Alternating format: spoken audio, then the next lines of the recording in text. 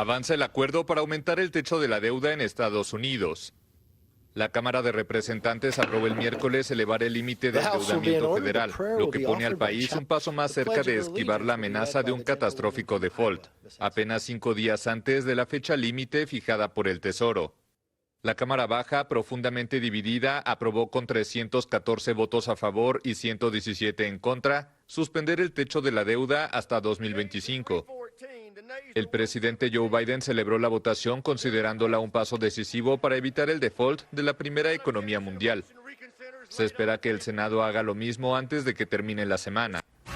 Bueno, para discutir este tema, presentamos en el inicio de este espacio de Ahora con Oscar Aza, Jesse Manzano, estratega republicano, y también le damos la bienvenida a Simón Ferro, abogado y analista demócrata, ex embajador de Estados Unidos ante Panamá. Me dicen en la producción, en estos momentos del Senado, mañana es un día histórico de votación, pero se están haciendo enmiendas, hablan de hasta 11 enmiendas. Comienzo con el señor Ferro. ¿Estas enmiendas no pudieran dilatar y llevar a Estados Unidos a lo que nadie quiere que llegue? Claro que sí, pudieran hacerlo, pero y muchos republicanos en el Senado están tratando de tirar obstáculos en el medio, especialmente los más conservadores. Pero yo creo que el razonamiento y el patriotismo de ambos lados y la preocupación tan grave y el daño tan grave que causaría que no se extendiera la deuda, va a hacer que esto pase. Van a haber movimientos de ambas partes. Joe Manchin, demócrata, quiere algunas cosas, los republicanos quieren otras, algunos no quieren nada. El hecho de que haya sido aprobado en la Cámara de Representantes, que fue un cuerpo mucho más difícil de organizar y de llegar a una mayoría, yo creo que nos indica de que debe tener éxito en el Senado.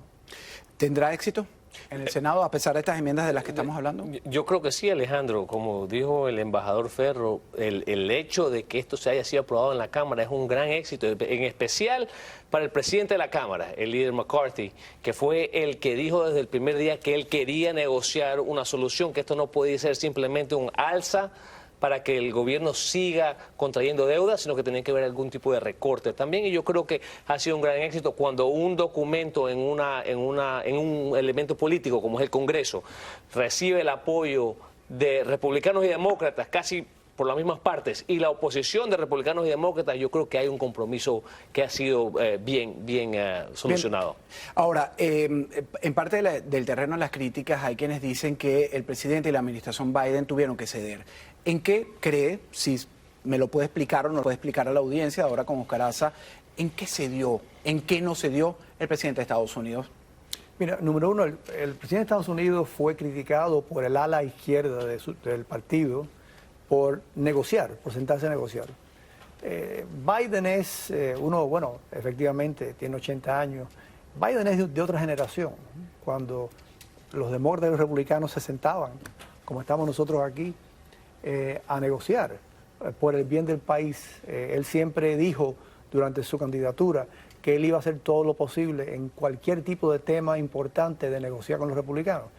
Y así lo hizo. Y también creo que lo hizo porque no...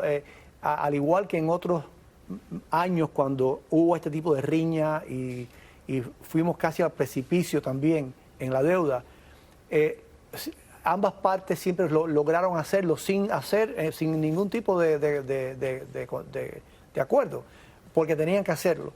Yo creo que Biden se dio cuenta de que habían demasiados republicanos que no les importaba ir al precipicio y caer al precipicio. Y por eso yo creo que fue la gran razón por la cual él negoció. Mira, en realidad esto, mi humilde opinión, fue un poco más teatro que cualquier otra cosa para ambas partes. Sí, se llegó a un acuerdo, se limitó a un 1% el aumento de la deuda. Aprobaron que algunas personas que reciben algunas estampitas de comida tienen que trabajar. Se aumentó el presupuesto de defensa y más o menos el resto se mantuvo igual. O sea, no hubo gran desbalance de lo que existe en este momento, pero de nuevo le dio a los republicanos y a los demócratas la voz y la razón de decir: nos sentamos, resolvimos una crisis juntos. Bueno, antes de hacerte la misma pregunta a ti, que yo creo que es una pregunta interesante y que la mayoría de los demócratas que nos están viendo en su casa se la pueden estar haciendo en qué se dio o no el presidente Biden, quiero que escuchemos a McCarthy, que en estas negociaciones ayer tuvo un discurso que fue bastante llamativo, llamando a su gente para que aprobaran el proyecto, pero además quiero que escuchen y vean lo que dijo. Esta es Haley. Nació el 11 de abril a las 9:58. Tiene los ojos azules de su padre, la nariz de su madre y la factura de $95,000 de los políticos de Washington. La parte de la deuda nacional que le corresponde a cada estadounidense. El gasto desbocado es más que un problema económico, es un problema moral. Bueno, hablan de moralidad, hablan de gastos de esta recién nacida, es el tema que debemos entender. Te repito la pregunta que le hice al ex embajador. Sobre el presidente Biden. Yo personalmente creo que lo que mencionó el presidente de la Cámara es algo que se ha venido hablando ya por décadas con respecto a la deuda nacional, ¿verdad? El valor que cada uno de nosotros y nuestros hijos mantiene. Con respecto al presidente Biden, el presidente Biden desde el primer momento cuando McCarthy anunció que él quería negociar algún tipo de reducción, el presidente Biden empezó diciendo que no iba a negociar, que esto tenía que ser aprobado porque esto era algo de suma importancia y tenía que ser aprobado. Yo creo que el hecho de que al final del día tuvieron que sentarse, tuvieron que negociar y quizá ninguno de los dos lados consiguió lo que querían, porque obviamente muchos republicanos querían recortes mucho más severos, ¿verdad? Y los demócratas querían que no se toquen los programas como los programas de las estampillas para las personas que necesitan ayuda alimenticia, ¿verdad? El hecho de que se haya llegado a un compromiso que ha sido aprobado por la Cámara de la manera que fue aprobada y que yo creo que va a ser aprobado en el Senado, o sea, no te puedo decir cómo o cuándo, pero yo creo que va a ser aprobado en el Senado antes del 5 de junio. Yo creo que eso demuestra que cuando en una democracia tenemos un gobierno dividido, la única manera para salir adelante es un compromiso. Si no queremos llegar a compromiso, entonces los republicanos tenemos que elegir al Senado republicano y una Cámara con un margen mucho más amplio y un presidente republicano, y los demócratas tienen que hacer lo mismo. Bueno, y eso dicen algunas personas que viven aquí en el estado de la Florida, que sí se tiene eso que está describiendo Jesse Manzano. Pero realmente cuando se hablan de las responsabilidades, ex embajador, en inmigración, en el tema fiscal, la deuda y otros tan importantes, los responsables no somos los ciudadanos que vivimos aquí, son los republicanos y son los demócratas.